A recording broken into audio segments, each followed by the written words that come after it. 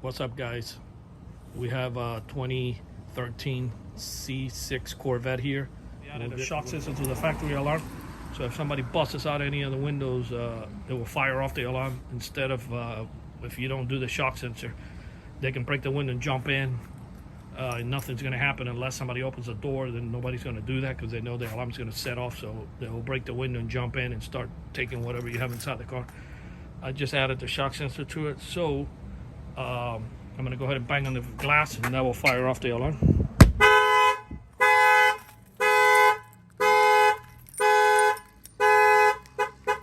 Okay, and the beauty is this, you can keep your stock remote.